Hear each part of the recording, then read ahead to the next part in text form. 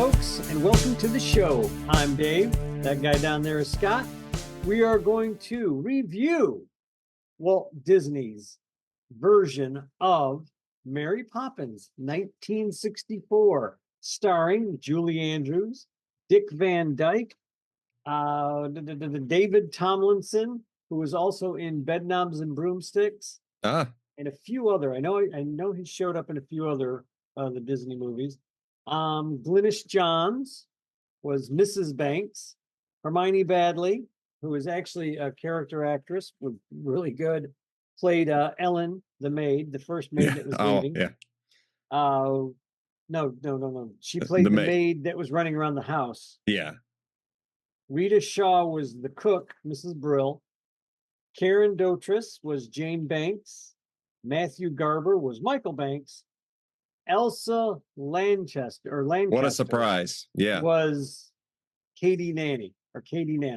That was the first nanny that left. Well, I got to say something. I want to stop right there when you said that, because before you sent me that, for some strange reason, last night I was thinking about The Bride of Frankenstein.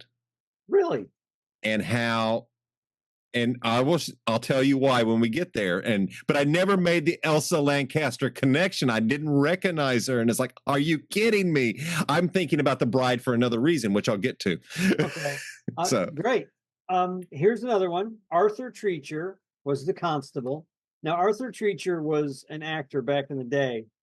And in the United States, you may remember he had a fish shop called Arthur Treacher's Fish and Chips. That's why that sounds familiar.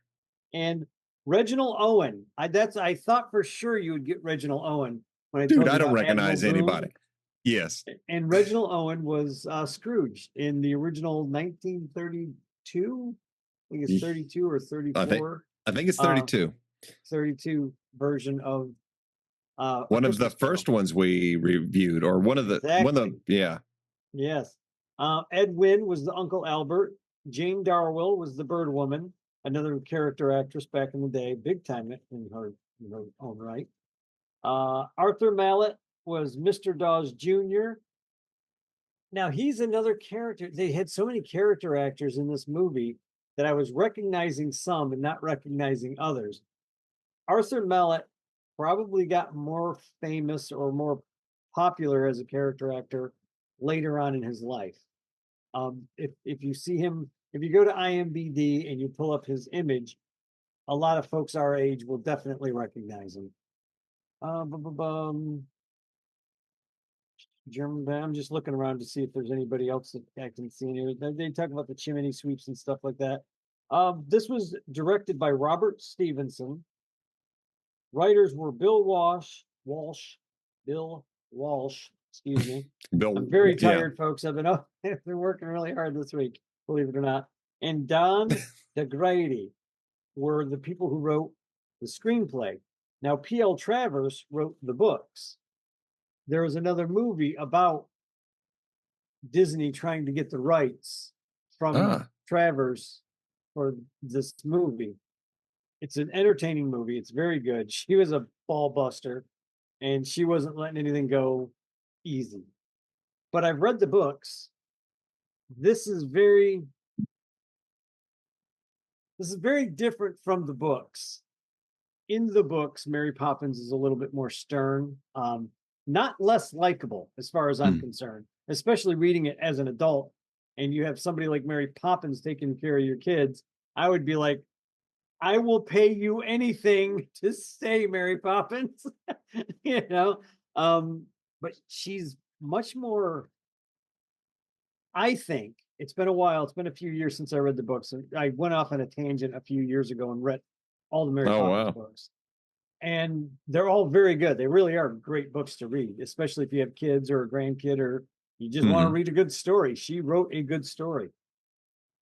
But in those books, I feel like even though Mary Poppins is very in the movie, in the book, she's even more so. She's even more mystical. She's even more different, more otherworldly. Like, you're not going to put your finger on what Mary Poppins is Well, you nailed it when you said she's a Time Lord, because she is Yeah, an alien. She is a she, magical creature yeah, of some sort, right? of some Time Lord sort. is, She's a pixie, a fairy, a Time Lord, a ghost. I yeah, don't know. yeah. It's a, I can't Time put my Lord makes finger on sense it. with the bag.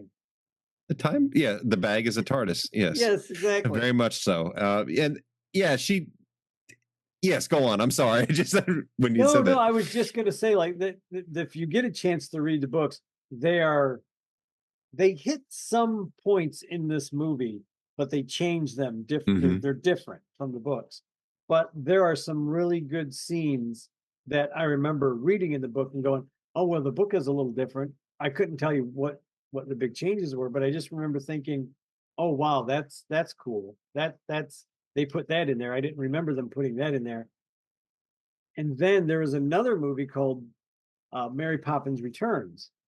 I've seen that.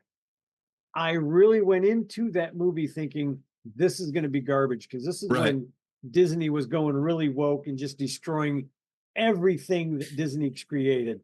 Everything they put their finger on, they were just destroying. And I was like, I'm going to see this movie. I love Mary Poppins. This is going to kill me if they ruin Mary Poppins. They did not. That movie for me, there's a lot set up in the first movie that somebody, thank God, was a fan of Mary Poppins, fan of P.L. Travers, and was like, I am not going to ruin this. Went in there, wrote a good story, put Mary Poppins in it, new woman, of course. And that lady, and I can't think of her name, I don't have it up. She nailed it. She nailed Mary Poppins.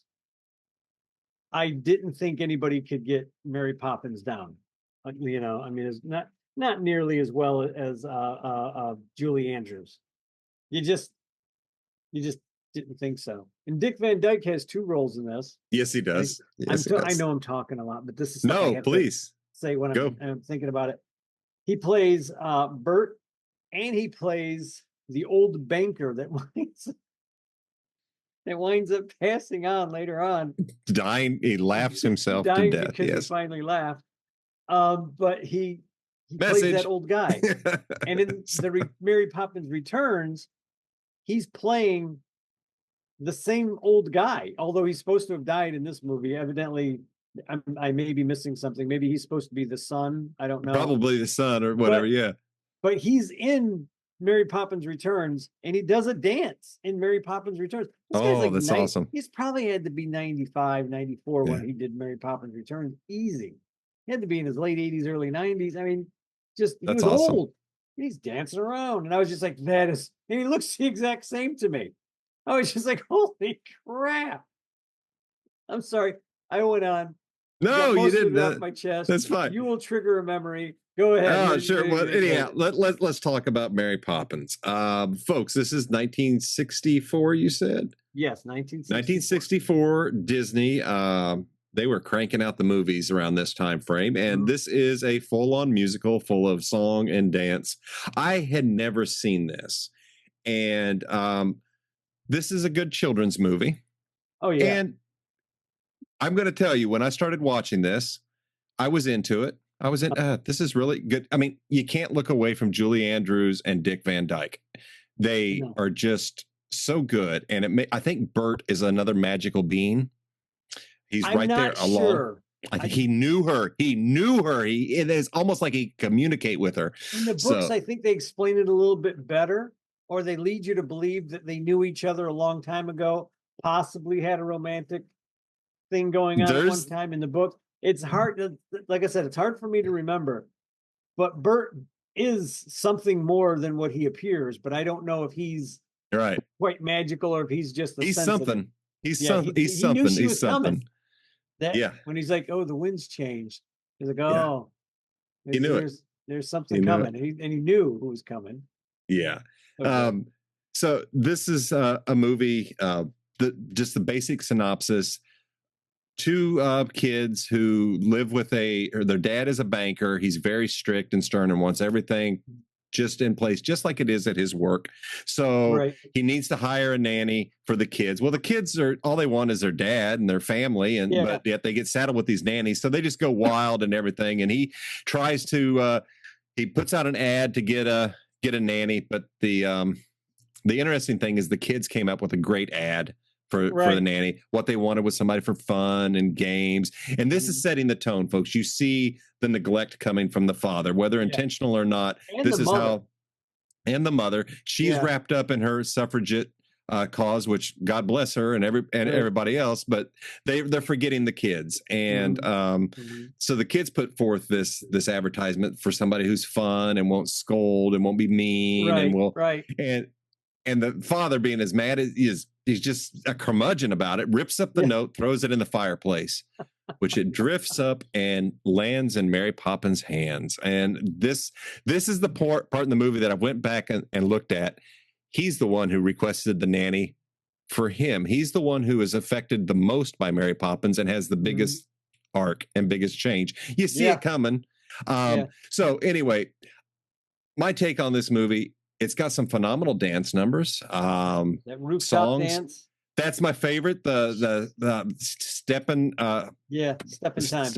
Stepping time. Yes, that's my favorite bit in the whole movie. I couldn't look away, and it was so well done. And Dick Van Dyke, I'll never know how he got his legs so high anywhere. It's almost comical the way he can move, but it's so fluid and so. A guy that big should not be that limber. It's insane. It should not be flowing like he flows.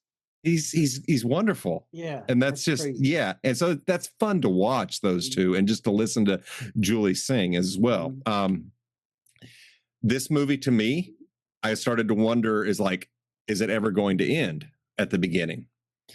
Yes, it seemed to drag. It seemed to really drag, and some of the numbers went on for way too long when they went in the painting, and it started to look like a Disney tech demo. Hear me out. Did you not like the painting?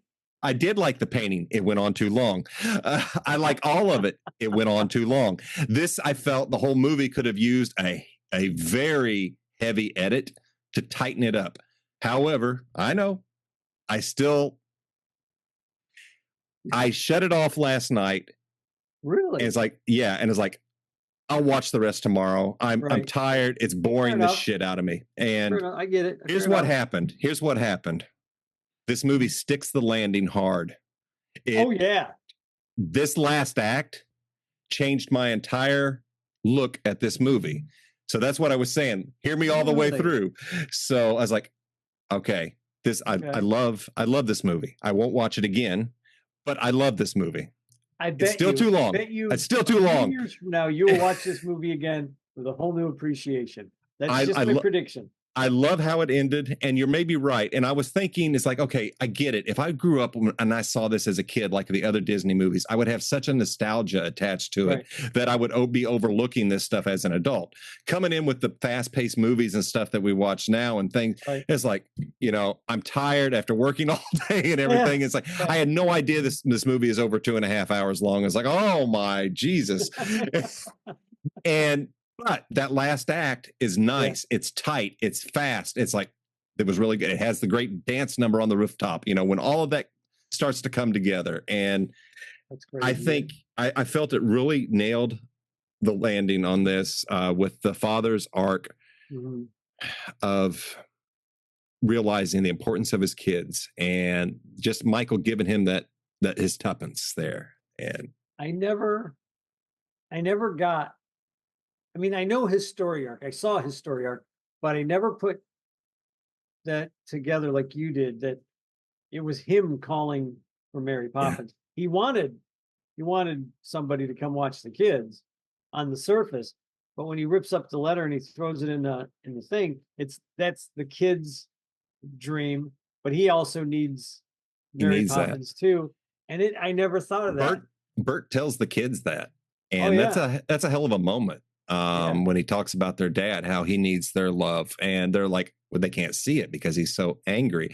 And I thought that was a good moment. I do think not Bert, but the father's arc, the swing goes a little fast, considering the pacing of the movie was like, it's like, oh, well, we're just going to wrap this up right now. But that's also why I think it worked. The pacing of it, it was a touching moment, dude. I'd be lying if I said I wasn't in fucking tears watching Mary Poppins, but I was. So I could hardly tell Janine about it because she was still working when I said, look, it finished very strong. And really? So I was, so she's going to finish it later. We will see. I hope she does. to me, it's always worth, especially the classic movies like this Yeah. and movies like uh, um, Bedknobs and Broomsticks. Mhm. These are the classic Disneys. These are the ones Yeah. that were really They're good. magic. And They're magic. and I never saw Mary Poppins until I think I was in my 30s. I might have been in my Okay. late 30s because I think the Oh, first time I ever saw it was with Kat, and we were really? both like, "Holy cow, this is a good movie!" And Yeah. I grew up watching Disney, Wonderful World of Disney. Right. Maybe I saw it on there because they Yeah. used to do that every once in a great while, show an actual Disney movie on there, not something made for TV. Um, but yeah, man, Julie Andrews. Yeah. Well, I'll give a disclaimer. Musicals are not my first genre, my Right, right. utmost genre. If I'm going to watch a musical, it'll be Grease 99.9% of the times. It's Yeah. the greatest musical ever. That's just the way it is. And Dave thinks it's Seven Brides for Seven Brothers. I don't disagree, but I think Grease edges it out, and he thinks it the other way. I get it exactly. I mean, I'm right there with you. Yep, Kinda. I don't disagree. I mean, I have my issues with Seven Brides for Seven Brothers, but you cannot beat the songs, the dance numbers, the Yeah. choreography, the set design. Let's talk set design. Mary Poppins, Oh, this holy is crap! fantastic. All the paintings. Here's where I made the connection in my head to The Bride of Frankenstein. Parts of this movie felt like a tech demo. Look what we can do. Look at the magic we can do. And they kept doing it, like in Bride of Frankenstein with the little jars of people, little Yeah, tiny people. just And it's like, okay, good. I see it and I get it. And then it would have been exciting because there's stuff they pulled off in here that I'm still amazed at. So, Yeah, there was a few that I'm sitting here trying to figure out how they did it. And even when I knew that they had the matte painting, that they were walking in a certain area, dude, it was done well I done. was still looking at it going, I don't think you could do that today. Or there's very few people that could find the artists that could do that thing. You know what I mean? Yeah. That could get the matte paintings. Because they had not just one, but they'd have like layers, just like Oh, they did they their were, animation. there was You'd a have lot one in of the depth. foreground, one in the midground, one in the back, and they were walking on. I don't know how the hell they managed to do some of them. Some of it reminded me of seeing those behind the scenes clips of how Buster Keaton movies were done with the tricks, the visual tricks there. And there's a lot of that going on in here. And that was that was really cool. Some nice Disney animation. My God, it's funny. Anytime I see classic Disney animation, it's like they obviously had the same team because there's such a style. There's such a look. The And it's Nine like, Horsemen. It was the okay. Nine Old Men. They were the guys that ran and helped form Disney's style, the way they told stories, everything. They started dying out, some died out, some just retired. And then they're the people that they trained, Disney has fired. Yeah. Subsequently over the years. And it's like, well, no, we don't know how to do animation. Well, that's because you're all stupid. You've just fired everybody that could do it. And now they're getting old and they don't want to come in and retrain everybody because you've got a bunch of college kids who went to 3 art classes and that's who you hired. Yeah, because they were cheaper. And that's where all these places lose their soul. That it loses its soul. And this hand drawn is great. Over the years, I've met a couple of Disney animators that were fired.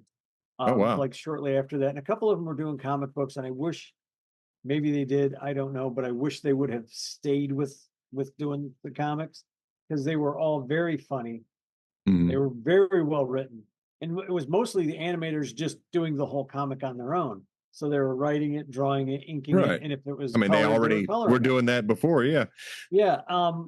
So I have some stuff just still packed away that I just will never get rid of. Nobody's ever heard of these titles. I'm like, no, these guys are masters at their work. No, that's awesome. So my point is, I hope that some of these guys kept doing the artwork, no matter how much or how little money that they were making. And maybe they went over to Japan or somebody hired them to do other animation. Because there was, like you said, nothing like 2D animation. I don't give a damn about computer animation. I look at computer animation, some of it, and go, yeah, that's pretty good. But you can tell when an actual animator has put hands onto computer animation and when some guy that just happens to know the program is doing animation. Completely different. The skill in computer animation of somebody who knows how to do it, actually animate, to the other one is worlds Well, apart. well, these guys had such a grasp on anatomy, Yeah. muscle skeletal movement. So everything is so lifelike and fluid, and it's I can't imagine they did all of that by hand, and it's just mind blowing. Yeah. The squash and they used to take that art and throw it in a dumpster when they were done with it. Damn. How would you like to be able to go back in time and just stand there and wait by the Oh, dumpster? dude. Yeah, like I'd mentioned before in a previous podcast, I was in a Chuck Jones gallery in San Yeah. Diego, and it just, They dude, used to to throw me, his stuff out too. standing there looking at an original Chuck Jones Mhm. right in front of you, to me, it was like looking at the Mona Lisa or a Yeah. Van Gogh. And I have looked Yeah. at a Van Gogh, and I got the same chills. Oh my God, a master! And then seeing Chuck Jones's pieces is like, oh my God, this is my childhood right here, and Yeah. it's just beautiful. So yeah, I love the animation bits of classic Disney. Absolutely. So, and they did such a good job mixing the animation They did. and the animatronics. The stupid little birds outside the window. The birds were amazing, man. Yeah. The birds are great. I They were love just the so bird good. puppets. She's out there singing with the birds, and then the maid goes and tells the birds to shut up in the next scene. Yeah, it's so damn funny. Admiral Kaboom is lighting off the cannon, and everybody's got to run over and grab the painting so they don't Let's fall off talk the that. wall. The picture. Some of those stunts are amazing. They are. Those were great. How they did them. They're like the piano just kept sliding back and forth, back and forth. She bunts her butt to the piano, it slides back. That is such a neat character. It's just so out of place. What in the hell? And I don't know why. Yeah. It reminded me of in Coraline, the mice circus or whatever, just kind of random. What, the Russian guy? Yeah, Coraline. Yeah, like mice, they like you. Yeah. So that was, and that's what's cool is I wonder how much of this movie took place inside the kids' minds. None of it. And I'm going by the books. Fair enough. I'm Fair strictly enough. going by the books. And then did the same thing in the books where the kids would sit there and talk, and Mary Poppins would turn around and go, "Surely I wouldn't do that." And you're like, "You just did." And then the next scene, she would be cleaning up whatever like thing was dirty because of what the kids just went and did. Okay. And it was just, it's just really fair enough. Like, they did it. And you're like, why is she telling them no? But in the last scene, in the last book, any doubt that you had that was really happening, the very last scene in the book, you're like, oh, it all happened.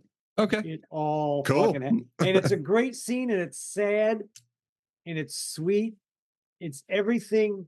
I would say it's almost everything the way you want to end a really good child story. Cool. I cannot recommend reading those books enough. I really can't. Very enjoyable. Cool. Very cool. So I'm going to get my final thoughts on this. This, folks, is classic Disney. I did enjoy this movie. I will say this: if you feel like it's dragging and you're getting a little bored, hang in there. The third act will tie it all in, and I would be surprised if you're not a fan by the time the credits roll. And that's what happened to me. I was angry almost at this movie, and it's like, man, this is really? I was like, it's like, man, they need to tighten this crap up. And then it clicked. It was like a little kid handing me his 2 pennies, his tuppence. His 2 pence. Yeah. His tuppence. Yeah. And that also pays out in the next movie. That's all I'm going to say. I bet it does. Dude, I got to say one. I got to say more. Some of this, you really got to listen to the songs. You really have to listen to the words, especially the bank song. Man, that moment there, that's one of those evil moments where in some of them, like what was it? We watched The Wiz. You would have That's one of those where you got the villain basically in front of you, and they got their moment. I love the villain song moments. So. Like Princess and the Frog, the doctor, the voodoo guy, so that kind guy. That's we need to do that one. That was again a movie that I was afraid to watch because Disney at that point was just starting all their stuff, and I was like, okay, I don't know if I need to see this movie, but I was like, the animation looks good. no one told me whether it was good or not. I couldn't find a review on it at the time for anybody. I went and bought the DVD. Yeah. Sight unseen, afraid that it was going to be bad. I popped it in. It is to this day one of my favorite Disney movies I ever. I am a fan of Tiana. Princess Tiana is definitely, and the whole setting of this, that we can definitely review this. Janine will watch that one at any time. I promise you that. Yeah. So, because, you know, we got the alligator, we got Raymond, the mosquito. Oh, So yes, I do enjoy Princess and the Frog. That's a good one. Yeah, so that's a good one. so yeah, back to Mary Poppins. Hang in there. If you feel a little, trust me, I'd be shocked if you don't love it by the end. I would Dave? say this. Ignore what he just said. Fair. No, I'm kidding. I'm kidding. For me, what set the tone, and I knew I was going to enjoy the movie, is the first 3 minutes of the movie. Nobody has been introduced yet. Mhm. Kind of coming in over the city. It's a the neat moment. artwork is just Oh yeah. amazing in this movie. And you see this cloud kind of float up, and there's somebody sitting on the cloud. And she's got her little bag, and she has her little umbrella, and the camera keeps coming in and coming in and coming in, and it's Mary Poppins sitting on a cloud with a bag, an umbrella, and she knows she's up there in heaven like an angel looking down, hearing the kids call for her, basically. That's a good way to put it. And then the rest of what Scott was talking about with the notes and all that comes in, and Mary Poppins shows up after that. It's freaking phenomenal. Yeah.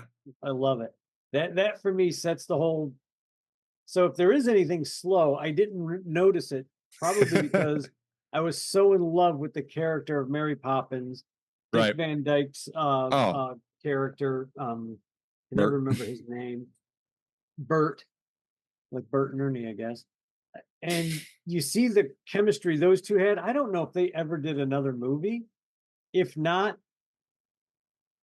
that was a missed opportunity if they didn't. Yeah.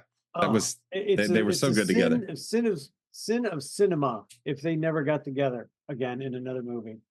Yeah. Especially a good comedy. A romantic comedy would have been perfect. They're Oh, both dude, still alive. They could still do it.